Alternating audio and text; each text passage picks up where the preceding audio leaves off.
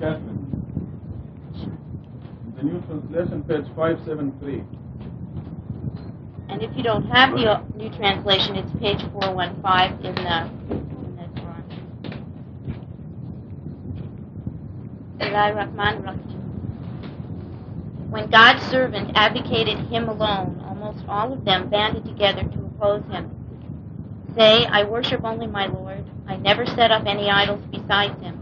Say, I possess no power to harm you nor to guide you. Say, no one can protect me from God, nor can I find any other refuge beside him. I am here to deliver proclamations from God as well as his messages. Those who disobey God and his messenger incur the fire of hell, wherein they abide forever. Once they see what is awaiting them, they will find out who is really weaker in power and fewer in number.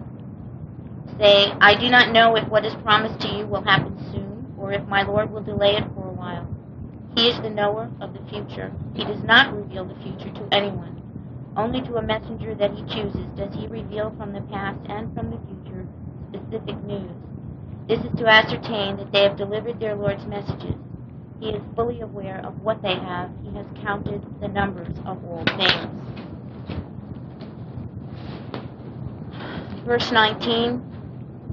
When God's servant advocated him alone, almost all of them banded together to oppose him. All of God's servants have said the same thing and say the same thing. Worship God alone. They never ask that people worship them, follow them, do as they do, act as they do, speak as they do. They only say, worship God alone, no other idols beside him. Why people become uncomfortable with the message is, we know the reason, but it's still a puzzle when we run into people who seem uncomfortable with that statement. We all have family and old friends and colleagues who are surprised by us when we state that message and state that that's what we believe. There are verses in the Quran, and one in particular, which says that when God alone is advocated, the hearts of the disbelievers shrink in aversion. And you can watch that happen. It's as though people shrink. They become smaller almost in a very real sense. And it's their ego that gets in the way. It's fear. Something so simple as God alone is so frightening to so many people who believe that they have to have control, and they have to understand, and they have to know, and they have to be the one who calls the shots. In addition to that, if someone like themselves is saying this message, it's an excuse and an easy way to avoid the message for many people. Again, the ego takes over and will say, why this person? I'm no different than this person, or that person is no better than me. I don't have to listen to them. And so the message is rejected. We're fortunate enough, and I mean very fortunate enough, speaking for myself, I have no idea why I was chosen to be here in Tucson. I know how I came. I can relate that story to you. But there are many of us who have the same story to tell. I don't know why. I am very fortunate to be here, where this perpetual miracle continues to unravel before our eyes. Rashad Khalifa, he said the other day that God has thickened our skin over the last 10 years, and we don't faint or lose consciousness every time something like this incredible numbers on the wall or the things that Abdullah explained today or explained to us. We just sit here and we nod our heads, and some of us get teary, but we stay conscious and we say, oh, this is just more of the same. And I went home my own self today saying, it seems that no matter what we do with the numbers, there are always going to be a multiple of 19, and that the complexity of this code is so great that it can never be understood by us. And that's why it's given in piece after piece after piece. And so many of us, how fortunate, are able to be part of discovering another part of the prism of this code. The message is worship God alone. It's so loud at this point that it's almost hard to pay attention to those people who don't want to listen to the most elementary statement of worshiping God alone. The servants of God carry the message, I worship only my Lord, I never set up any idols beside him. They also always say, I am a human being like you, do not worship me. And they point out their humanness. I possess no power to harm you nor to guide you. No one can protect me from God, nor can I find any other refuge besides them. I am a human like you. I make no superhuman claims. I have no magic. Because, however, the servants of God have been given special information and special proof, they're more vulnerable and their responsibility is even greater than for those of us who have not had that opportunity or have not been chosen. And also the servants of God, and Rashad is a wonderful example, but so are the others in the Quran, are also less vulnerable because God protects these people. And we've seen that all the way through the Quran. Moses, Jesus, all of them, Elias, Jonah, they've all been protected by God as long as they carried the one message and never claimed to be anything more than a messenger. So the humanness is constantly before people, and still they shrink, and still they say to the messenger, whether it was Noah, Moses, Rashad, or me, or you, who are you? You're a human being. You don't bring anything special, and I don't see any miracle. Well, it's a sorting process that God has, and it's always in place, and the pattern never changes. Verse 23, I'm here to deliver proclamations from God as well as his messages. Those who disobey God and his messenger incur the fire of hell wherein they abide forever. The only unforgivable sin is idol worship. The only. God is so clear that we have so many chances. As long as we live, we have chances to repent and to come back to God and get on God's path. If we worship anything other than God, anyone other than God, God never will forgive this. This verse is not a threat by a human being, by a messenger. This is from God Almighty saying all the way through the Quran, whether it is a quote out of a messenger's mouth in a verse or whether it is a description in the narrative. Hell is where the idol worshiper will go. Once they see what is awaiting them, they will find out who's really weaker in power and fewer in number. It's too late. Once you see it, it's too late. If an angel was sent down with all of this wonderful stuff that we don't lose consciousness over every week, we wouldn't have needed any of it. It's too late once you know. Rashad was talking about the fact the other day that people know at the time of their death where they're going. And it's too late for people to say, let me go back, let me have a second chance. I understand now what I'm supposed to do. No, because God knows that once we're put back here, we'll revert to the same thing, with the same forgetful mind that we came here with in the first place. And the phrase, who is really weaker in power and fewer in number, we know that it is the minority of the minority of the minority. I mean, it's as long a tunnel into the few that will make it into heaven as it is into this code itself. It seems to be a mirror image. Those few people that do make it even to purgatory, I mean, that's, if you're hanging on by your toenails in purgatory, you've made it. Those few people are really the stronger and really the mightier in number, no matter how else it appears when you count in the real world. 25, I do not know if what is promised to you will happen soon or my Lord will delay it for a while. He's the knower of the future, does not reveal the future to anyone.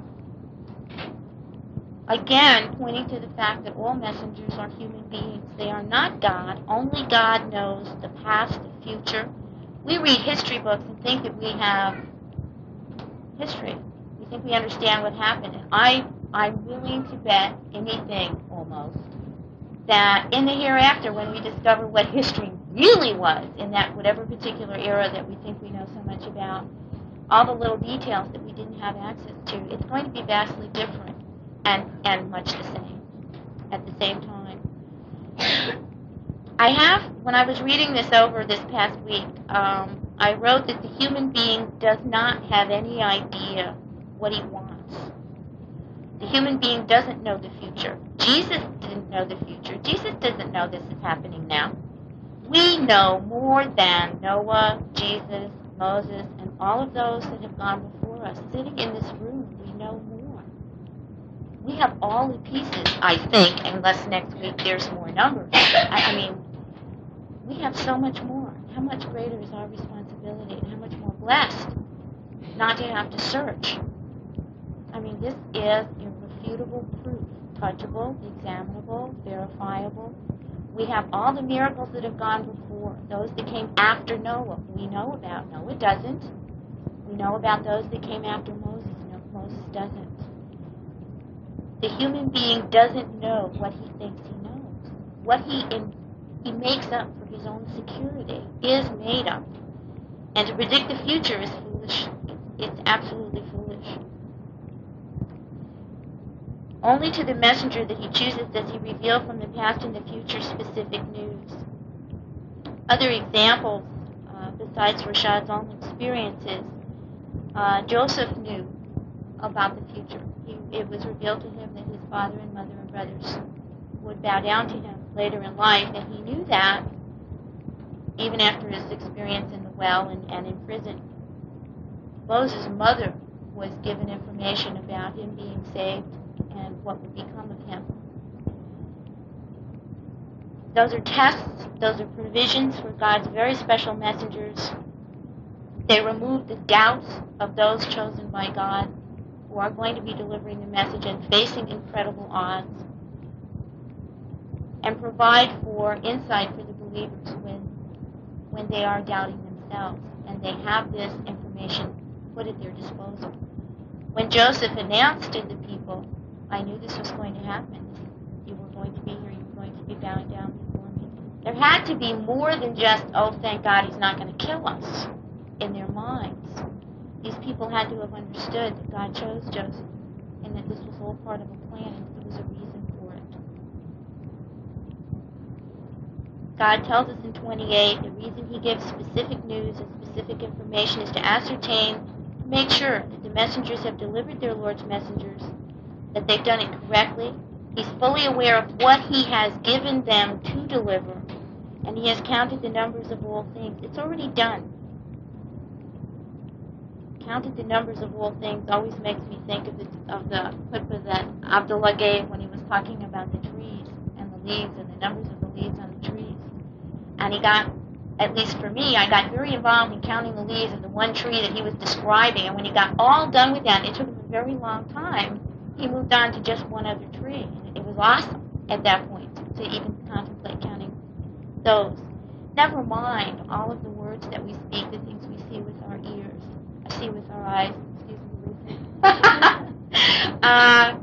and those things are all designed ahead of time. We think we are choosing the words we're saying, but we're not. It's part of the design for our life, tests and provisions for all of us. The messenger has the greatest responsibility of all of us due to the large quantity of proof provided to him or her. And that can be awesome and frightening, unless, of course, the messenger knows that he's fully supported by Allah alone, in which case this is the thrill of a lifetime. I can't imagine what that must be like. I wanted to share with you before I stopped in this section, talking about messengers and God's servants. I overheard someone say, and trying to make a joke recently, that their favorite saying was that God so loved the world, he sent his only son. He didn't send a committee. And I remember, as I walked by, I remember just kind of shuddering, thinking, oh, yes, he did send a committee, a large committee of messengers and servants, with many more to come, more that aren't even in this divine book. And I thought I would share that with you because there are many people who think that there's no committee out here. There's such a large committee. The committee of angels alone is amazing. And they're part of what brings us our message. Are there any comments, questions? I hope.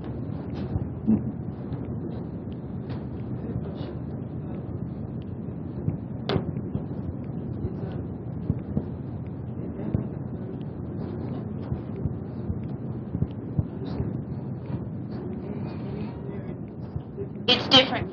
These pages are from the New Translation. Not all of us have them. There weren't enough copies to go around. This is the book that you're using is the most recent. This one is going to be published very soon, and it's going to be the first time that the correct Quran has been in human hands in 1400 years.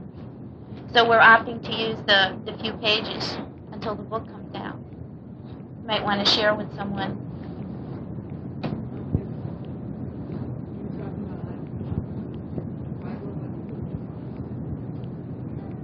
No, absolutely not. It says the same thing. It says worship God alone.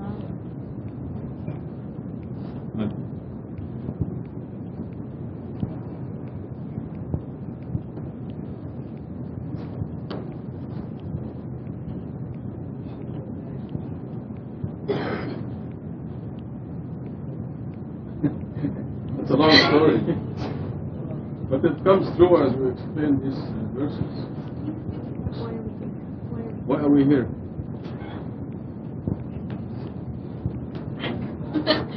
Why are we here? Who wants to know why we are here? Yay!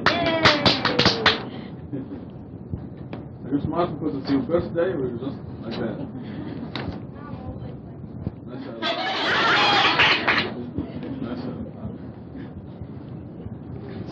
We are here mainly because we committed a crime when we were in the heavenly society. We sided with Satan.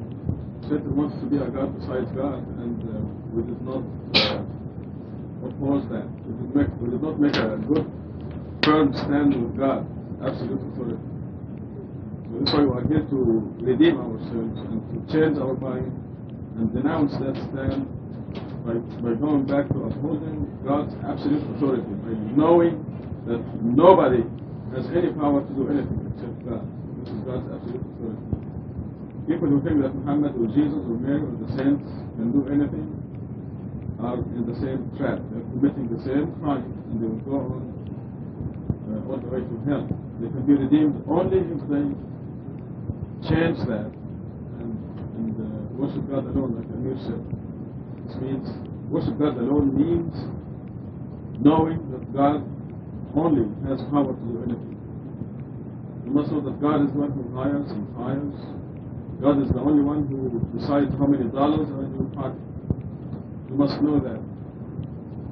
You think that your boss is the one who hired you, or may fire you, or provides for you, then you're in the same trap.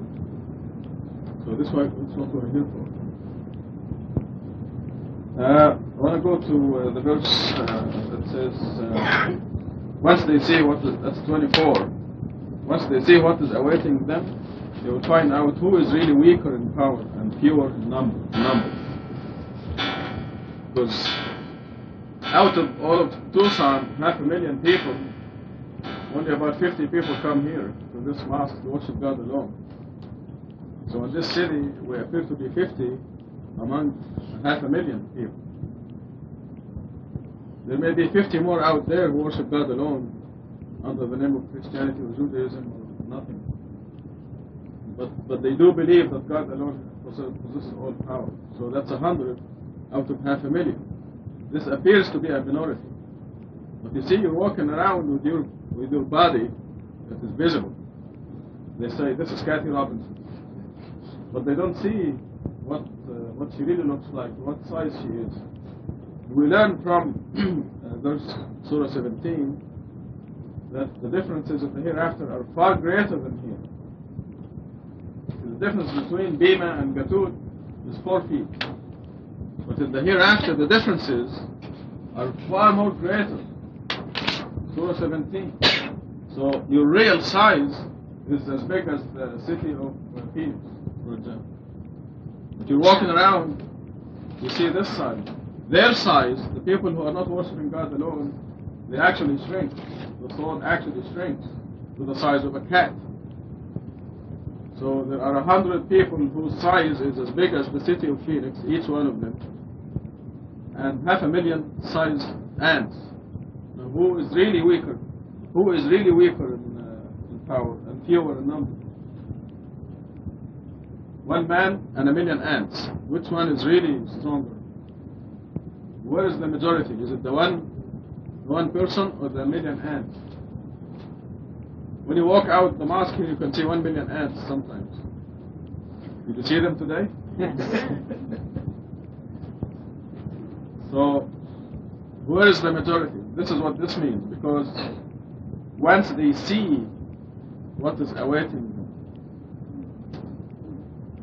because right now they cannot see.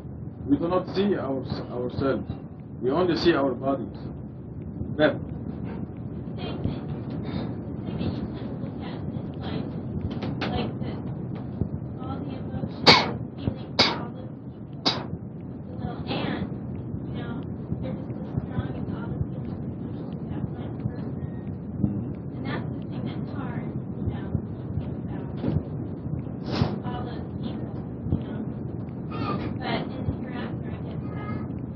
Thereafter, everything becomes obvious.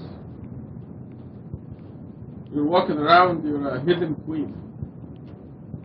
You're walking around, people don't know what your size is, who you really are. Which is a lot of fun, because you don't need Secret Service or guards or anything. You can walk in the market and buy your apples and meat, eggs. Yes, we have secret service, yes. That's the best secret service. You do have secret service. Could the phrase fear of the number also apply to the fact that in the day of judgment, all of these people who think that they have power and numbers are going to realize that the entire creation submits to God. Every atom, all of the angels, everything is submission to God. And they're going to realize how outnumbered they are. And they see the atoms, and they see. They won't be able to even perceive the magnitude of the entire creation submitting to God. Also in terms of, because they think in terms of believers and unbelievers, and how many unbelievers there are and how many believers there are. They count numbers. But even in those terms, when you have a huge entity and a small entity, the huge entity is the majority. The one person and 1 million ants, to me the one person is a majority. Majority is the one. It's also in relation to 74 and 38 because the Lord says, I will put them in hell, and over it I will punish them, and over it 19 and 19. For unbelievers, it's a very small number. That is not. They may ridicule this number. Except 19 is not the angels of hell, as they think. What? 19 is not the angels of hell, as they think. The angels of hell, there are angels of hell. Also, the number I don't know, it seems like there's only one angel in charge of hell. His name is Malik.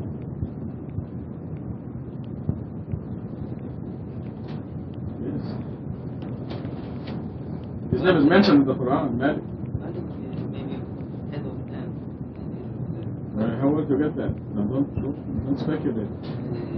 There are some angels. The Quran, there are More than 3? because Where? They say, Yes. where do you support angels? That Who? they will talk to the unbelievers. No, it's not. Where? There's only one angel, as far as the guarding hell is concerned, only one angel, and his name is Malik. Now, Talu is where? ألم يأتكم نذير؟ قال لهم خزنته ألم يأتكم نذير؟ Surah 67.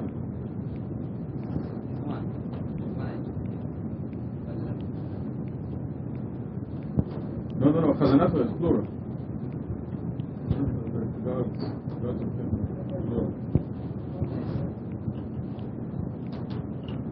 This is still mysterious. God hasn't revealed yet exactly the details of what is the system. Because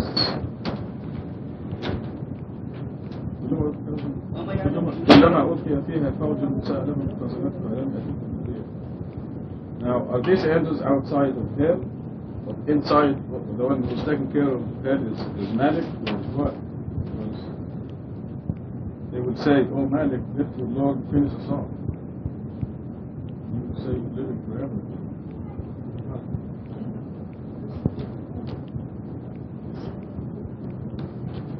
Yes.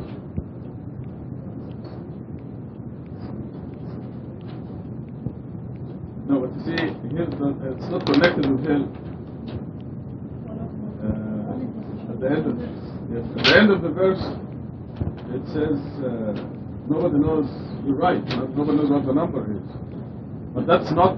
This is a general statement. Also, at the beginning, it says, وَمَا جَعَلْنَا أَصْحَابَ النَّارِ إِلَّا مَلَائِكَةً إِيمَانًا. What is أصحاب النار? Malaika, angels. Who are أصحاب النار? What does أصحاب النار mean? Companions of hell, the gods of hell, the owners of hell, friends of hell. We don't know what the expression is. It's still mysterious because there is a timing for everything. And obviously God doesn't want us at this time to know exactly what the arrangement is in hell. He appointed 19 angels for hell, and those who use their number is a miracle to us. That's possible, but that's not what the Quran says.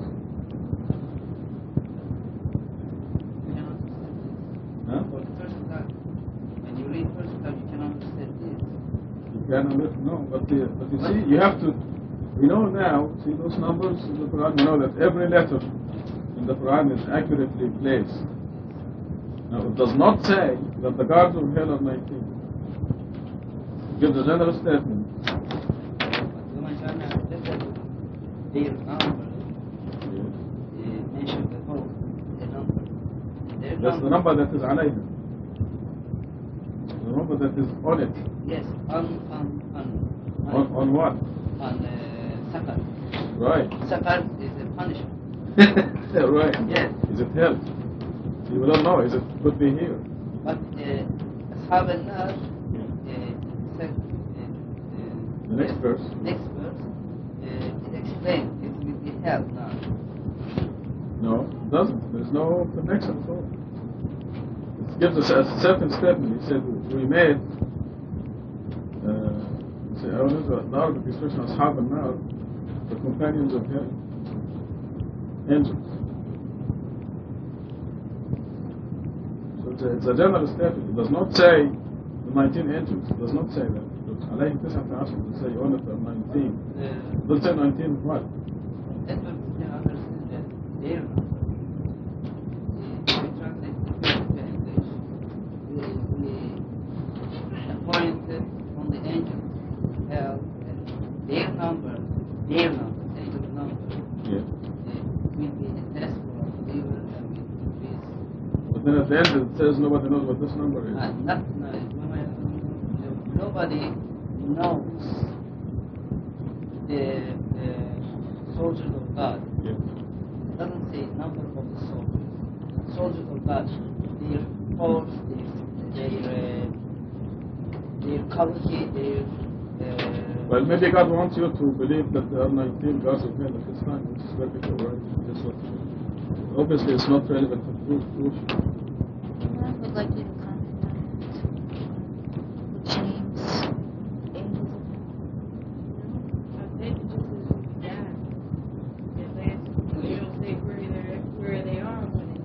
Yeah, this is a hadith that says when you die, two angels will ask you, who is your God and who is your prophet and what did you do? And then they beat you, so you go to the seventh earth. Then a big snake will swallow you. It's a hadith. Yes, in the grave. And they have all kinds of stories. Are there any questions? Other questions? There is, no? I don't know.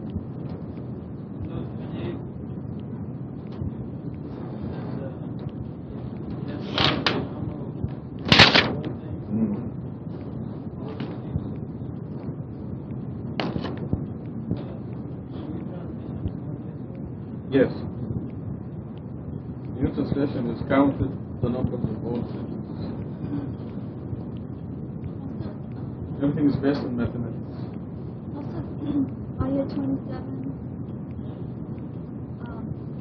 only to a messenger that he chooses, opposed to in the book, only the messengers that he chooses.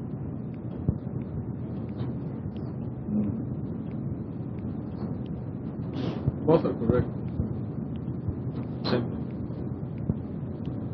It was more general in the last translation, but in the new translation it is more specific. Because this Surah 72, that gives us a lot more proof that this Surah specifically for the messages for our age. So this Last translation is accurate, mostly accurate. You assume, yes, it can be understood as plural, but here, not plural, not plural form. But can be understood this way, but the continuation, فإنه يسلك من بين يديه, here is yes, singular, not من بين يديه. Yes. But both are correct. Both translations are correct. That's what Speaking of numbers, I just want to pass on a thought to you, because we think that we're on the advanced earth and everything, and how the world is so technologically advanced and everything. But up until now, only less than 7% of the people have come to this world, from Adam until now. From now to the end of the world, there's still more than 93% of the people. So the earth is still an infant, and we are among the early generations. To the people 200 years from now, we're going to be in the cave age, cave people. So just think about the message. We are very early in human history. The message is being consolidated and will be delivered to the vast majority of the people. All this past and the nonsense that happened in Christianity, the Trinity and Jesus, Son of God, and all this nonsense, and the things that happened in Judaism, and Rabbi Kushner and what he said, and the nonsense that's happening in Islam, all these things are happening within a very brief period of time, relatively, and involves a very small number of people. But the new generations are enlightened, they are rebellious, they don't listen to their parents, they are free to think, and they will get the message supported by physical evidence, as you see, and Satan will be really defeated. Satan is destined to be defeated.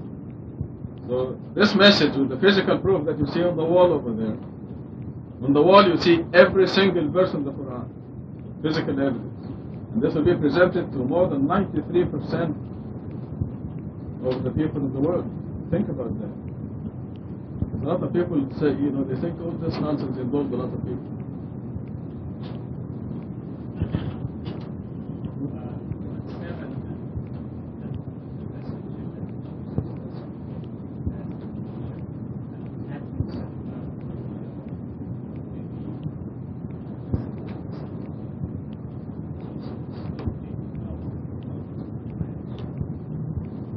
I'm sorry, I missed that.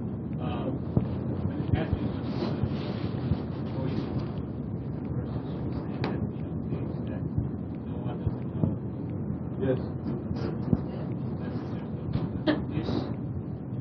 God made a point in the gospel that when Jesus was asked when is the end of the world, he said, I don't know. And I quote this in one of the brochures. And when Muhammad was asked, this is also in the Quran, when is the end of the world, he said, I don't know. But God wanted us to know in this generation. So I will have an appendix. What? End of the world. Appendix. One of the appendices is entitled End of the World. It gives in it the evidence as to when the world will end. We know that the world will end in 2280. And with the mathematical code. And this is one of the things that God gave us, didn't give to the previous generations.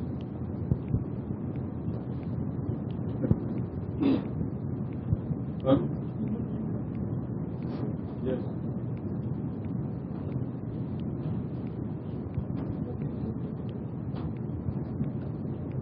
Say, I do not know if what is promised to you will happen soon, or if my Lord will delay for a while. This is to tell the disbelievers that you're going to be punished. I don't know when. It's for the disbelievers. No. It's going to be here. This is for here. This is addressed to Muhammad. Say, I don't know. Nothing in this surah is for Muhammad.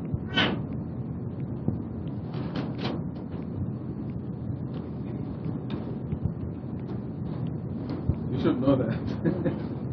But الأدري قريب ما تعلمون لم يجعل له ربي أمدا. Yes.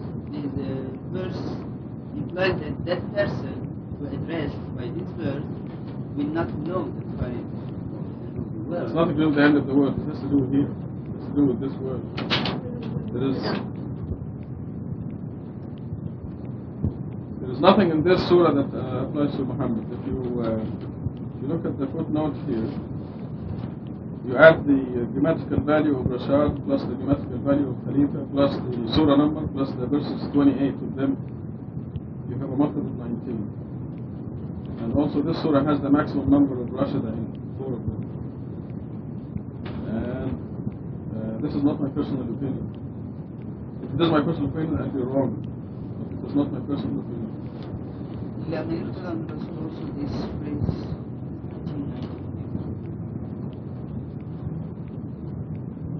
So why do you say this is Muhammad? You're the one who discovered that. إذا ما نفترض من الرسول. Yes, I know. See, only to a messenger that he chooses in Arabic it's إلا ما نفترض من الرسول. If you calculate the grammatical value of this phrase, it's 1919. And Adik Yusel is the one who discovered that. And there's a whole bunch of mathematical proof that is I'm afraid to be embarrassed because I'm afraid to be embarrassed. I've been through an experience with it. So I can't afford to be embarrassed or ashamed or shy or modest. It's not modesty if you're a civil engineer to say I'm a civil engineer. It is not arrogance when you're stating the truth. But this whole surah, nothing in it has anything to do with the Prophet Muhammad. There are many other places, but not this surah. The mathematical evidence is overwhelming. You'll see it in the appendices and footnotes of the new translation. And when I tell you this, I'm either a very, very bad person or I'm really the messenger of God. Because nobody will fabricate lies against God, attribute them to God in this flagrant manner unless he's really, really a disbeliever who doesn't think he will face God one day in the day of judgment. So, take your pick. There are only two extremes here. Either a very bad person will claim to be receiving information from God, or a true message of God. And we can judge by our circumstances. So God gave us the mind to distinguish. Are there any questions on this that are not so embarrassing?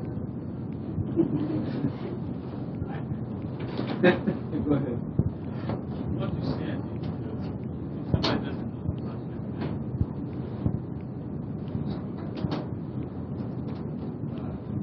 even the fact that this was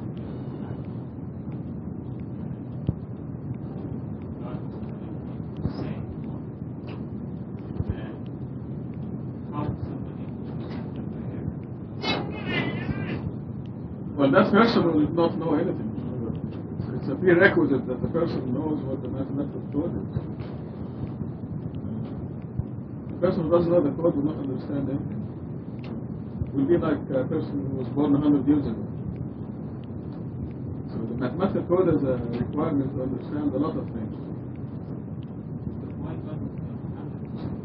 No, it doesn't tell Muhammad. So lots of codes are not for Muhammad. Lots of codes are for you. قل هو الله أحد is not for Muhammad, it's for you. قل أعوذ برب الناس is not for Muhammad, it's for you. In fact, the vast majority of qul is not for Muhammad. A lot of quls in the Quran are for the Quran itself. Don't claim. قل إن كنتم تحبون الله فاتبعوني يحببكم الله. Say, if you love God, follow me. God will love you. This is the Quran speaking. You follow the Quran, then God will love you. Say, you love God, you follow the words of God, not the words of men. So, I don't know where you get the impression that Paul is always from Muhammad. Because it is not. And very clearly so. The majority of Pauls meaning say. Paul means say. The majority of Pauls in the Quran are not from the Prophet Muhammad. There are also many things in the Quran that are in the future, not to the Prophet Muhammad. And some of them are clearly stated in the future tense. So the Quran is valid for all times. Okay, shall we move on to Surah 73? Please. Surah 73, cloaked. In the name of God, most gracious, most merciful. O you cloaked one, meditate during the night, except rarely, half of it or a little less or a little more, and read the Quran from cover to cover. We will give you a heavy message. The meditation at night is more effective and more righteous. You have a lot of time during the day for other matters. You shall commemorate the name of your Lord to come ever closer and closer to him. Lord of the East and the West, there is no other God beside him. You should choose him as your advocate, and remain steadfast in the face of their utterances, and disregard them in a nice manner. And let me deal with the rejectors who have been generously blessed. Just give them a little time. We have severe punishments and hell, food that can hardly be swallowed, and painful retribution. The day will come when the earth and the mountains will quake, and the mountains will turn into a weightless pile. We have sent to you a messenger just as we sent to Pharaoh a messenger. Pharaoh disobeyed the messenger, and consequently we punished him severely. If you disbelieve, how can you evade a day so terrible that it makes the infants gray-haired? The heaven will shatter therefrom. His promise is true. This is a reminder. Whoever wills, let him choose the path to his Lord. Your Lord knows that you meditate during 2/3 of the night, or half of it, or 1/3 of it, and so do some of those who believed with you. God has designed the night and the day, and he knows that you cannot always do this. He has pardoned you. Instead, you shall read what you can of the Quran. He knows that some of you may be ill, others may be traveling in pursuit of God's provisions, and others may be striving in the cause of God. You shall read what you can of it, and observe the contact prayers, give the obligatory charity, and lend God a loan of righteousness. Whatever good you send ahead on behalf of your souls, you will find it in God far better and generously rewarded. And implore God for forgiveness. God is forgiver, most merciful. The name of the surah, cloaked. A cloak or a cover can be a protection for us against weather, inclement weather, for instance, or it can be a barrier or a veil, something that blinds us or deafens us.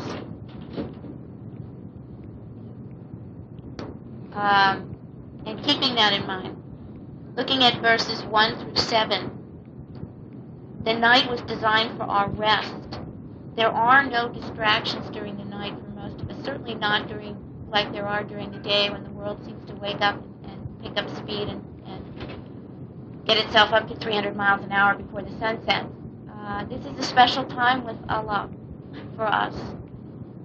It is a time when our own bodies and our own minds are winding down, and there's a space and a peace about our lives. Children will talk with each other, separated from each other. It's reading. She's just reading aloud. Separate from my book.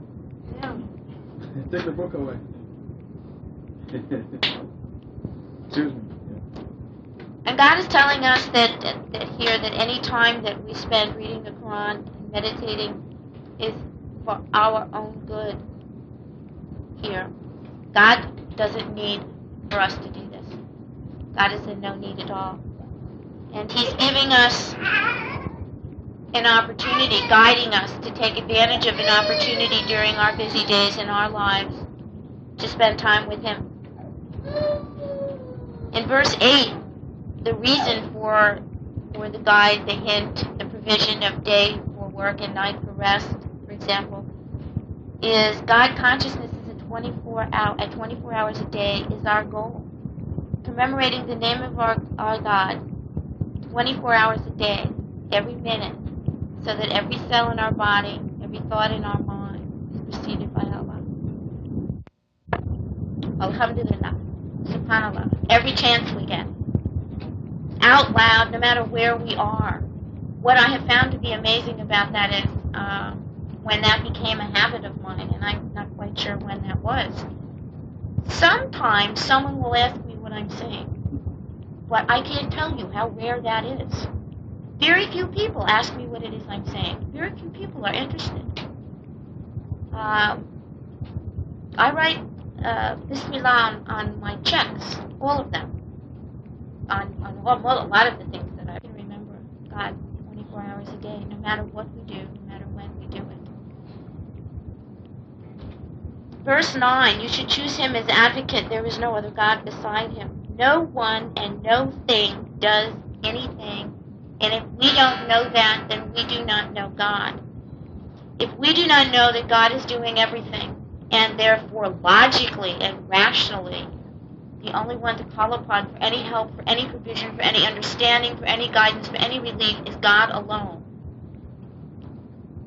we've gone astray somewhere. And we may never get back if we don't strive to understand that God does everything. Not to be confused with, the khutbah about putting your finger in the fire. And I heard that khutbah, and I went back to 2 years ago in 1987. I happened to be away, and I asked Rashad to please tape the khutbah that time, and he happened to give it. It is a marvelous khutbah, but it is there that I first heard Rashad talk about putting your finger in the fire and how the fire was created for us to be in our service. We could use it to cook, I think the phrase was a delicious raw steak to a fine meal, or we could put our finger in it and burn ourselves. God created both, all, the fire, the food, and our nerve system. But it was our free will that would determine how we used it and what path, if we can use that as a metaphor, we would then choose to be on. We have to know that God is doing everything. We have to know that if we need anything, asking anyone for anything, whatever comes to us from anyone, bad, good, or indifferent, comes from God, and it's for our own good. They're reminders, they're tests, they're provisions, whatever it is. A comment you don't want to hear, a criticism you don't want to hear, comes from God.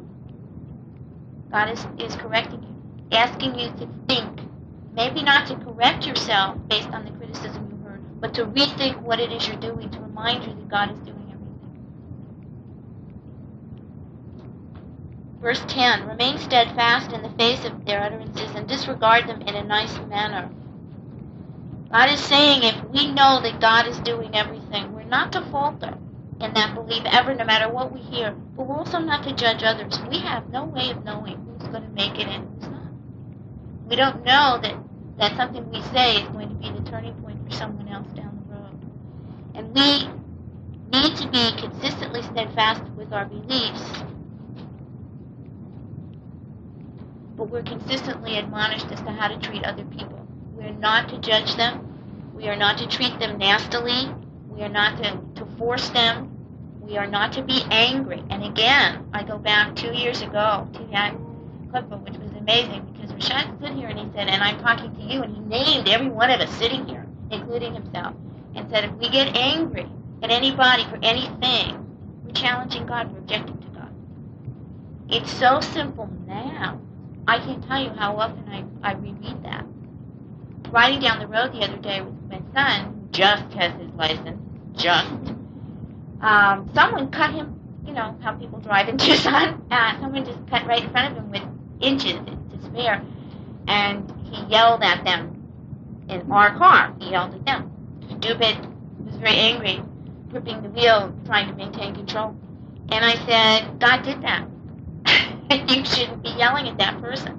Well, that person was stupid. And we've been working on this now for 2 days, that incident. He said, now we've got him coming around to say, well, I wasn't really objecting to God. I was just blowing off steam because you were objecting to God. And you need to think about that when you get angry.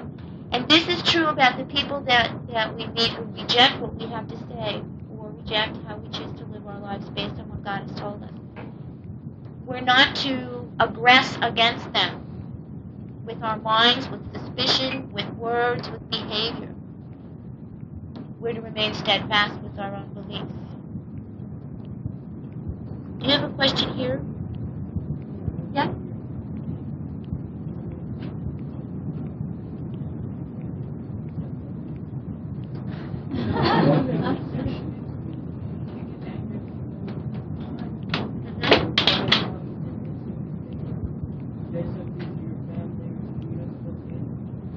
Why did they hit you on? No, nobody hit me. I mean, why would I'm just supposed to... Somebody just sometimes say, well, see, I don't like you. Or somebody hit my brother. I'm not angry at you, I love you. No, you have to go ahead of that, find out what provoked this person against you. You have to find out what you did to provoke that person against you. Because you're starting in the middle of the story, see. Somebody can punch me in the face. Well, this is the middle of the story. Already the end of it. We have to... Huh?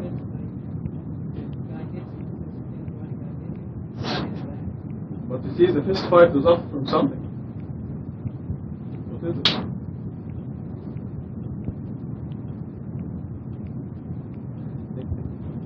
You're not supposed to get in the fist fight to start with. Yeah.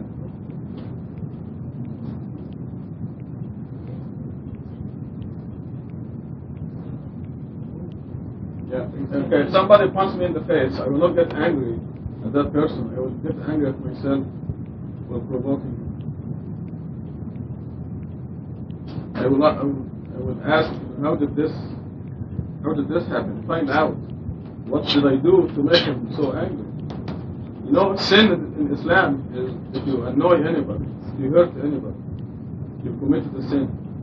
So obviously you made that person so, you hurt him somehow, that he came and punched you in the face. You committed a sin and you paid for it. So you should be objecting. You should not be objecting to what happened. You understand?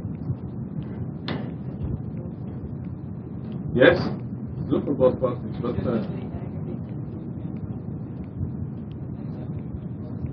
okay, how will he aggravate you and annoy you? He'd say, I don't like you because you're Iranian, for example, let's say.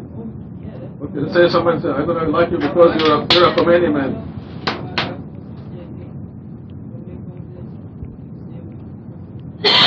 Or if somebody says, I don't like you because you're a Khomeini man, then you know that he's a stupid person. He's passing judgment on you. It would be like you're walking in the street and a dog barks at you. What will you do? No, it isn't. You just don't pay attention to that person. You don't get into a fight because of that. But you also mentioned aggression against your family and protection of yourself and your family. That's a different issue. You have the right, and God tells us we do, to protect ourselves and our family. We do not have the right to aggress first. We have the right to protect ourselves. Yeah, Surah 42 says you stand up for your rights.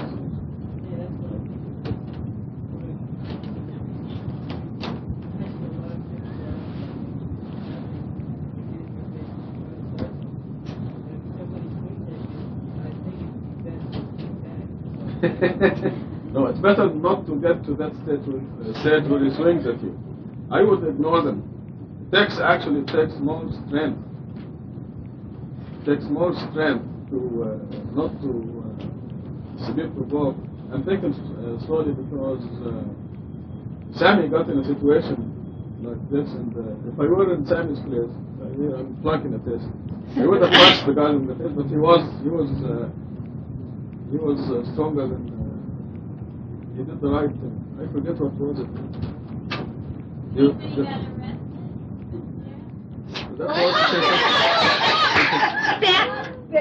In Buffalo the other day, somebody was insulting him or something. No, that's an older. I don't remember the specifics, but controlling yourself is a lot. I would ignore those people. You should not get in any fist fights or anything like that. Just ignore them. It takes more strength to restrain yourself than to be provoked into a fist fight or any of those silly things. You'll be a bigger man if you walk away and ignore them. Yes. The Quran says you have the right to stand up for your right. If he punches you in the face and you punch him back, this is your right. But God tells you it is better and you'll be stronger if you can restrain yourself. Yes, of course. Yeah. Self-defense is always justified. Yeah. Yes. I grew up in a highly aggressive environment.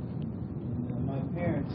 You mean a tough neighborhood? A tough neighborhood. And my parents told me that fighting is wrong. But a lot of kids I went to school with, that was their way of life. I remember one of the first times, maybe not the first, but I got into a fight. One of the kids wanted to jump on me and hit me. I was trying to explain to him that this wasn't really what children do. Before I completed the sentence, I was down on the concrete. So I went back to my parents and said, it doesn't work the way you said it. That you got to do both. And I think the same thing holds true in any kind of aggression. Sometimes people will do things to you, and you just simply have to defend yourself and your integrity as a human being in the name of Allah. You know, some people out here do like to intimidate others physically and other ways. You understand it takes more strength to really resist getting drawn into a fight. I mean, if you just let it go, sometimes you think it's the right thing to do, but if you think for a win, Right. everybody starts beating on you. I think sometimes that was that fight, show them that you can do it if you want to. That's your ego. signed by a brand. Okay, now I want to tell you, if you are with God, nothing will happen to you. You're going to be a winner. When you are a person of God, you'll be a winner all the time. Don't worry. It's like we're given this Robert. position of power, but it's sometimes, like you said, it's harder to be patient because it's a natural thing. I grew up in an environment completely opposite of it. I mean, I grew up with 3 older brothers, and there was no fighting. I mean, that was natural. That was an everyday thing. We fought all the time. So I mean, it was a natural thing. And if you walk by and he looks at you wrong, and then you get a shot. You know, I mean, it was just a natural reaction. That was harder to, I don't know, some swings that you don't, I would talk, wait a second now, why did you I think maybe Kathryn should have used the word sadness or disappointment rather than anger, because you don't become sad and depressed. That's objection. Happiness is devotion to God. Happiness is submission to God. The opposite of that is objection. If you are sad, you're objecting to what God is doing. So maybe anger is not the correct word.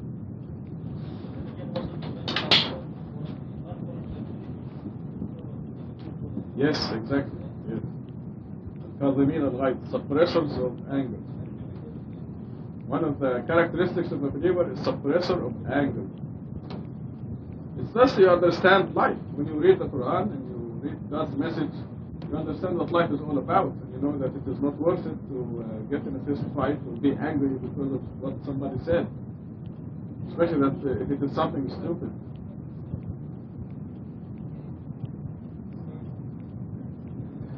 You definitely have to defend yourself. If you can avoid, if you can forgive and forget, to be much stronger. Back to Kathryn. We can finish And we'll this. move on. Can I make a comment also on the first few verses? Excuse me, I'll take it back. 2 more minutes. I want you to understand what the night is. The Quranic night begins at sunset.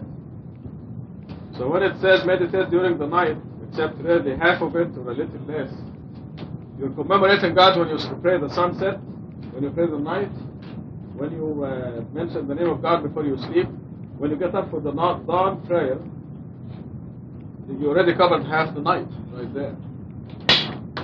Because the night begins at 7 o'clock at sunset right now, for example.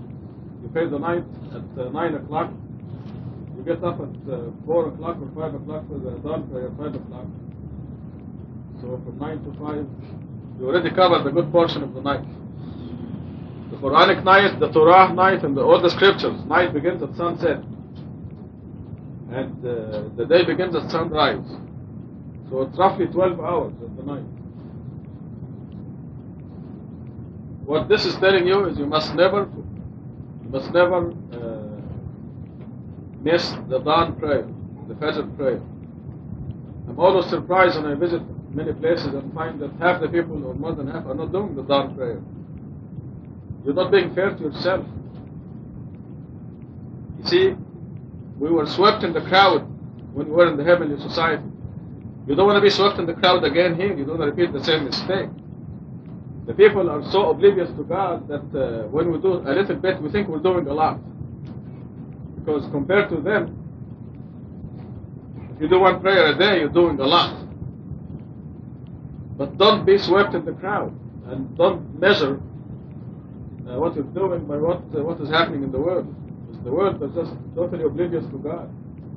And this makes you think that you've stepped up and you're doing a lot. That will be my khutbah next week. But don't be swept in the crowd, inshallah, next week, inshallah. Yes.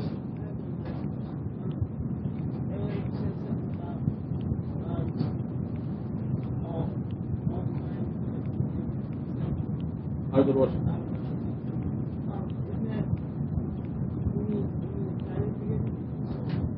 Yes, anything is forgivable. Murder is forgivable. Stealing, lying, cheating, all these things are forgivable. But idol worship is not. If the person dies as an idol worshiper. Yes, you can clean your record any minute by repenting. Repentance cleans your slate completely, as if you're a newborn baby. Yes.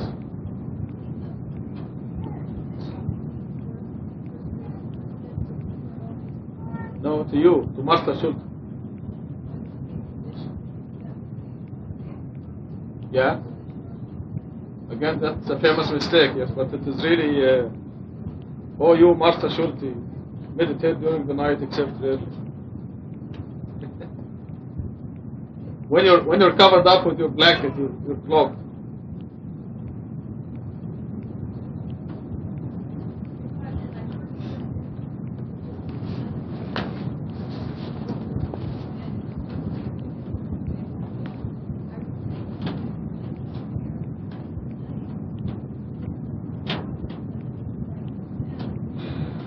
Yes. Yeah, but he just explained that's what he means. That he's going to have his done Muhammad's prayer, extra prayer. And Fajr prayer. You've come a long way towards that. But I would recommend reading the Quran every night and every Fajr.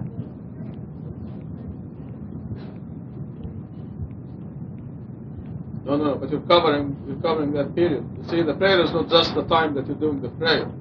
The times of anticipation is also a commemoration of God. You look at the clock and you say, you're going to pray the night in 10 minutes.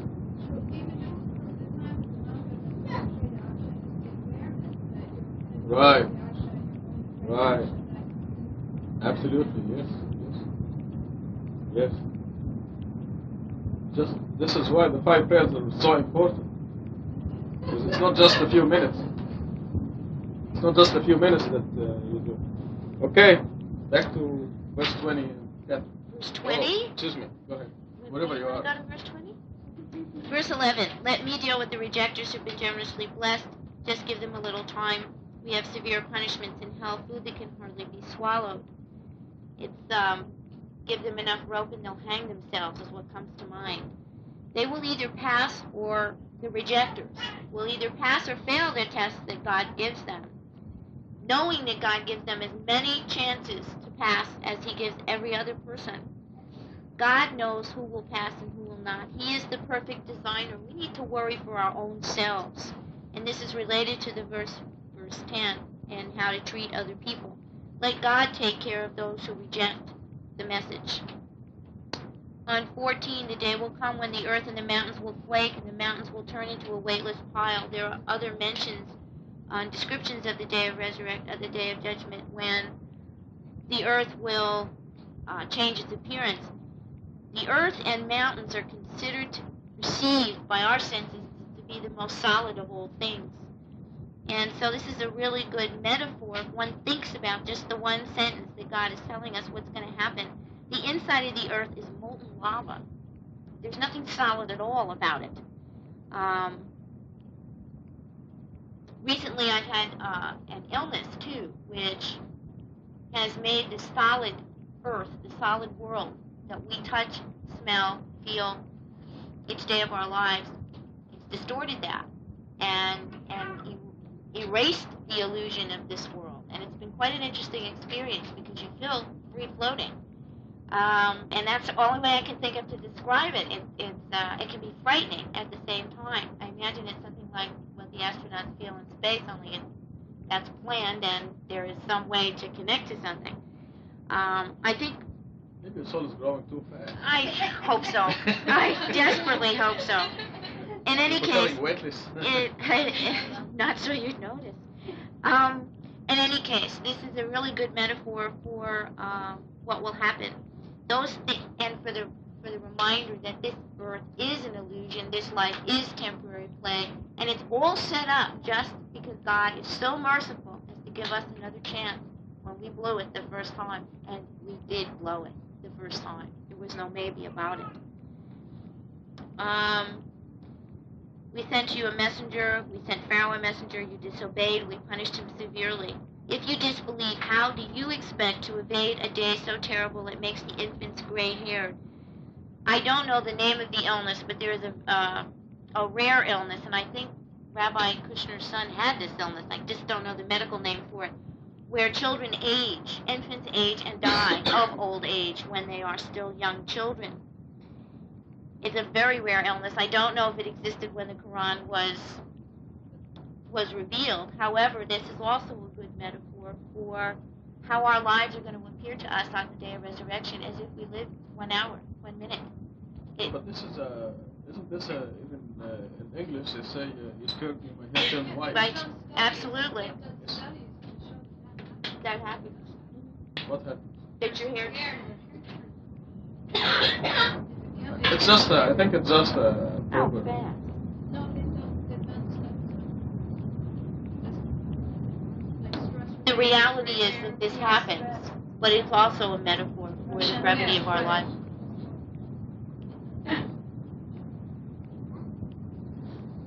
The heaven will shatter therefrom, his promise is true. The guarantee, it's always there, it's built in. This is a reminder, whoever wills, let him choose the path to his Lord. The human being has complete freedom. This is the human affliction, and it's the human blessing and the hope of redemption. If we choose Allah alone, God will be with us always. If we don't, and the tendency of the human being is not to. The tendency is to worship ourselves. That's the last bastion. When we think we've dealt with money, children, wealth, status, power, fame, we get back to ourselves. So it's a constant balancing act. If you choose Allah alone, as narrow as the path may seem, you won't fall from it. And again, I remember someone saying to me, fool me once, shame on you. Fool me twice, shame on me. This is my second time around. And it will be shame on me if I don't get it right this time. Verse 20. Your Lord knows that you meditate 2/3 of the night or half of it. He knows that you cannot always do this. And he has pardoned you. God made us. He knows what our limitations are. He knows we have to sleep sometime. And that we can't stay up all of the night long reading Quran and meditating all nights for all of our lives. And so mercifully provides for us and says, you shall read what you can. And allows for illness and allows for traveling and allows for the vicissitudes of this life. Constantly reminding us that we need to be cognizant of God 24 hours a day. There's a verse here, part of the verse, you shall read what you can of it and observe the contact prayer. The way the contact prayer is spoken of in Quran is, it's spoken of as though everyone who reads knows of it, because everyone does. By the time the Quran was was revealed, Salat was a common practice, albeit wrong, a common practice. And this is why we don't find a description of Salat by detail in Quran. Give the obligatory charity and lend God a loan of righteousness. Whatever goods you send ahead on behalf of your soul, you will find it in God far better and generously rewarded. This is the PRA that Rashad talked about. And it's a wonderful reality-based, simple way to understand what it is we do. Post-retirement accounts. We get 10 for 1 here, folks. Guaranteed. 10 for 1. We don't have to do much for that. A loan of righteousness. God alone. And our souls do grow, and they do expand, and we even have no idea how big they are. When Rashad gives us numbers like $10 parking tickets because you don't say Bismillah the first thing in the morning, that's real. That's not a joke. I mean, we laugh because it relates to all of us, and we've all been caught one way or the other. But it's the truth.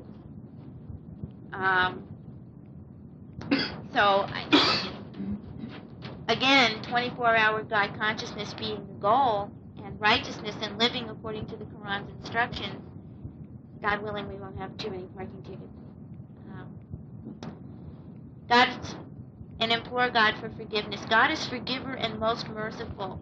Every day, 5 times a day, we say that God hears those who call upon Him. There's no condition in that statement. There is no condition. If you call upon Him when you're wearing a blue dress and it's 5 minutes after noon, there's no condition. God hears those who call upon Him alone. That's unconditional. This is the most merciful God who is always there for us. All we have to do is turn around. I need to stop. Is there any... God bless you. Good. Excellent job. MashaAllah. Marshall, what do you...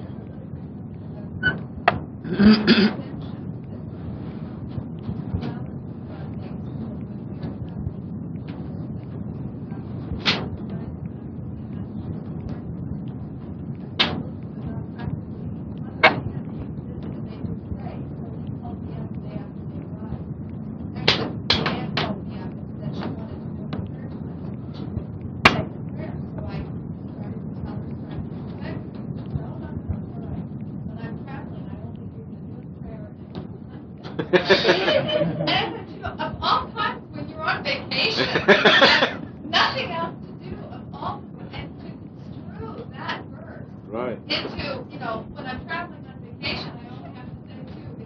My soul doesn't eat. Yeah. They use the point on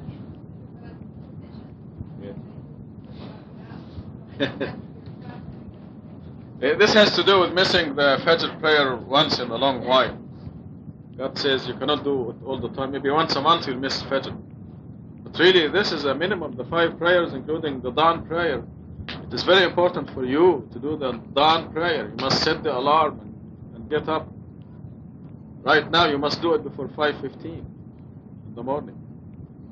There are many dropouts because the day gets longer and longer, and you don't want to be a dropout.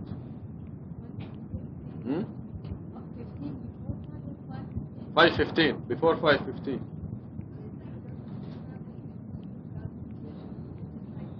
This means you're tired, you're very tired, and you cannot, you didn't get up for the Fajr prayer because you're tired.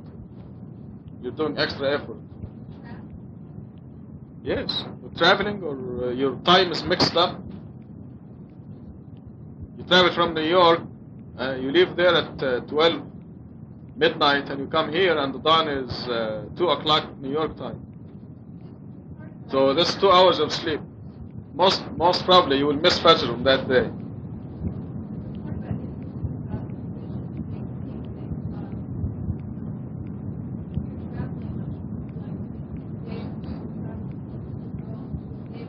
No, it's saying business. You're doing your business.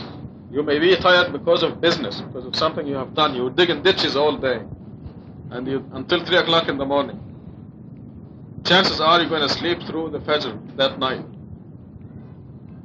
Traveling in pursuit of God's provisions meaning business. You're doing business. Okay, I think we have to stop. Our teacher next week will be Dr. Sabahi, so we can see what the Farsi translation is saying. Starting at... you can sit by your dad, Amir, and give him a few pieces of information. Okay. Dr. Sabahi will take Surah 74, 75, 76. So keep your new translation, don't forget it. We have to read a lot of Al-Fatiha for birthdays today. Lydia, Annie, Douglas. Who's the fourth one? Lydia. Huh? Amir. See, I forgot Amir. How can I forget Amir? Well, Amir is the most important person in this room. We have to.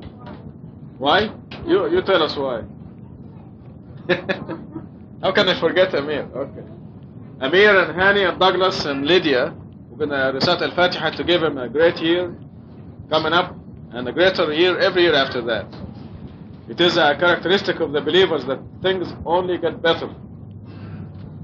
Things get better for the believers. Every day is better than the previous one. Also, when I recite Al-Fatiha, Mahvash may be going to Iran soon, and we wish her success. And God will give her a good trip, inshallah. God never turns us down when we read Al-Fatiha. And Kathryn mentioned the illness that makes her high. That's true. So we want to plead with God, say, إِيَّاكَ نَعْبُدُ وَإِيَّاكَ نَسْتَعِينُ, worship you alone, and ask Him to make her healthy. And each one of you, your dearest wish, we want you to ask God for it also. God loves it when you pray to Him. And before we read Al-Fatiha, I want to remind you that I just finished the appendix entitled Virginity. And it begins by saying the sons and daughters of the believers are taught persistently and for their own happiness that they must keep themselves for their spouses, the people who will be married to them. So I'm urging all the parents to take a copy of that. It's only one page. Take it and show it to your children. Because it may be an embarrassing subject to you, but it is a very important subject. And it is never too early, never too late. So ask for that page and take it and read it with your children. And now for all Al-Fatiha that we requested, we're going to turn to God and recite Al-Fatiha. Bismillah ar-Rahman ar-Rahim. Alhamdulillah Rabbil Alameen. Ar-Rahman ar-Rahim. Malik Yawm al-Din. إياك نعبد وإياك نستعين اهدنا الصراط المستقيم صراط الذين أنعمت عليهم غير المغضوب عليهم ولا الضالين. Before we close, I want to remind you of just a couple of verses in Surah 54 that says God is the one who makes you happy, controls your happiness or miserable. God doesn't make you miserable. We make ourselves miserable. But God controls our happiness and our misery. In Arabic, وَأَنَّهُ وَأَضْحَكَ وَأَبْكَى. He makes you laugh or cry. وَأَنَّهُ وَأَغْنَى وَأَقْنَى. He's the one who controls your wealth. He's the one who makes you rich or poor. So you remember that. God is the one who controls your happiness and joy. And God is the one who controls your wealth.